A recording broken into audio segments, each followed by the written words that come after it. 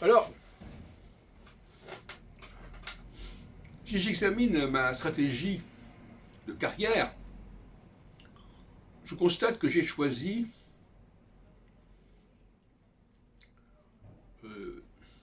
alors, il y a différents aspects. Au niveau historique, on peut étudier l'astrologie, le prophétisme, Nostradamus, etc. Et moi-même, j'ai passé plusieurs thèses et post-doctorats sur ce sujet.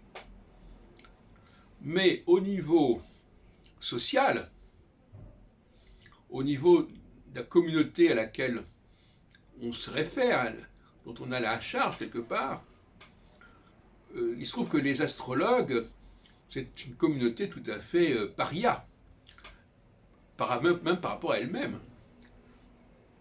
Quand on regarde l'organisation interne de ce milieu, il n'y a aucune structure. Et en plus, moi je me suis situé en situation à la fois d'acteur et d'observateur. C'est-à-dire que je décrivais ce que j'avais fait et ce que je voyais autour de moi. J'ai publié pour cela des guides, notamment depuis 1981 jusqu'en 2006, donc sur 25 ans, et puis il y en a d'autres qui se préparent.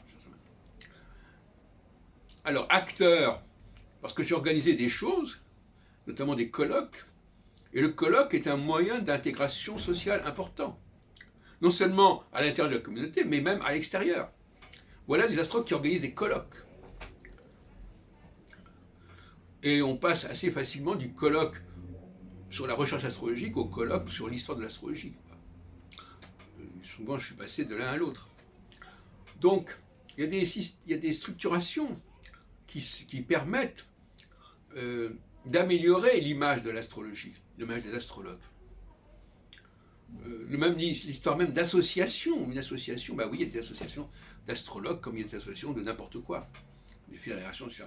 Voilà des mots qui sont des tentatives d'intégration. Nous aussi, nous avons nos fédérations. Nous aussi, nous avons nos colloques, etc.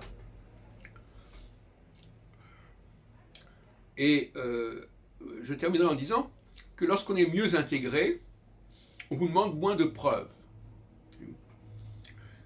Le type qui n'est pas intégré, il faut tout le temps qu'il donne des preuves. Parce que de toute façon, qu'il ait preuve d'appartenance. Et quand il a une appartenance qui n'est pas très évidente, on n'aura jamais fini de demander des preuves.